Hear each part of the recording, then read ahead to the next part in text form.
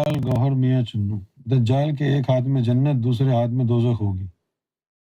اس سے کیا مراد ہے؟ اس سے مراد یہ ہے کہ وہ فریب دے گا، جنت و دوزخ اس کے ہاتھوں میں ہوگی نہیں، وہ فریب دے گا کہ میری بات نہیں مانی تو دیکھو تم جہنم میں جا رہے ہو، یہ فریب ہوگا، اور جو میرے فرما بردار ہیں وہ جنتی ہیں، یہ بھی ایک فریب ہے۔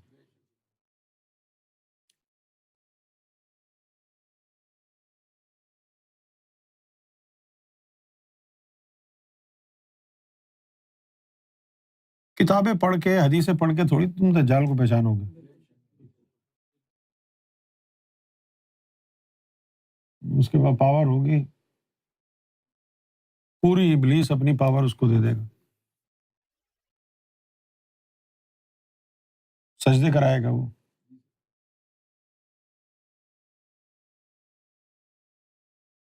ایسے ایسے کام کر کے دکھائے گا جو کسی نبی نے معجزے نہیں دکھائے۔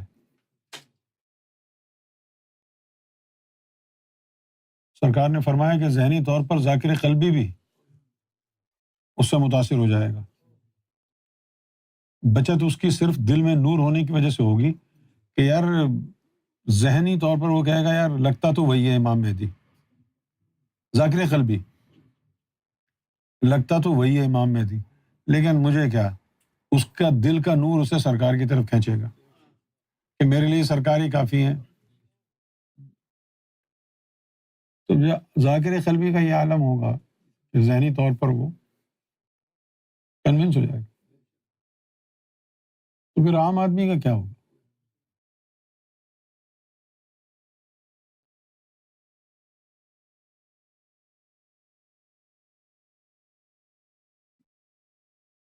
یہ باتیں امام مہدی کے قریب لانے والی تو یہ ہے نا جو اللہ کی طرف جاتی ہیں، قلب کا جاری ہونا، دل میں نور کا آنا۔ عام دنیا کا انٹرسٹ ہی نہیں ہے اس میں قلب جاری کرنے میں، ان کو تو بس کوئی چمتکار کر کے دکھاؤ، آپ چمتکار کرو گے تو پھر آپ کو وہ مانیں گے کہ بہت مہان ہستی ہے نا، اور چمتکار خوب دکھائے گا وہ، بڑے بڑے جو ہے وہ شعبدے بازی ہوں گی، بڑی طاقت ہوگی اس کے پاس، کوئی طاقت نہیں ہوگی، بڑے بڑے ملک اس کی حمایت کریں گے، ہے نا، بڑے بڑے ملک اس کی حمایت، اور جو اصلی امام مہدی ہے اس کو وہی مانیں گے جو اہل ایمان ہوں گے، اور وہ بھی اس لیے کہ دل میں نور ان کو سرکار کی طرف کھینچے گا، ذہنی طور پر وہ قائل ادھر ہی ہو جائیں گے کہ ہاں یار یہی ہے،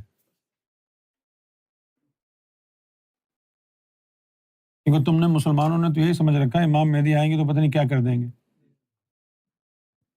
پوری دنیا پر ان کا قبضہ ہو جائے گا، سعودی عرب کی سلطنت چھین لیں گے عرب والوں سے، یہ کر لیں گے وہ کر لیں گے، ساری دنیا کی طاقت ان کے ہاتھ میں ہوگی۔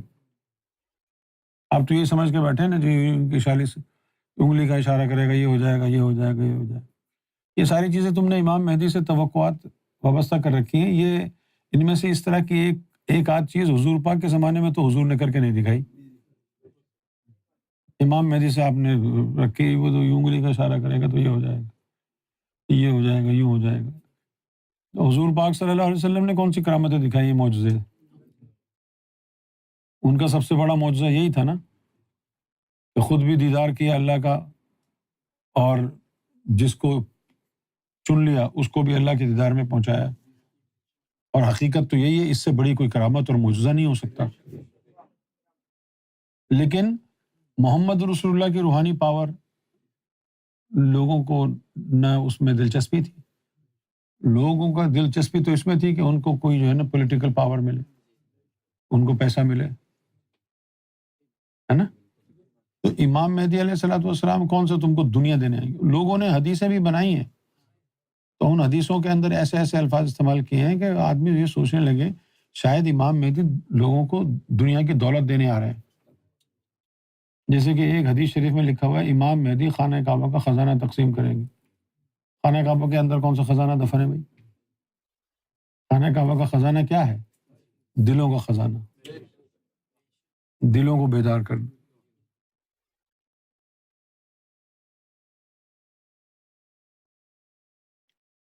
رہ گئی بات کہ اس کا نام محمد ہوگا، باپ کا نام عبداللہ ہوگا، کوئی بھی رکھ لے یار، یہ تو نام رکھنے میں کیا ہے؟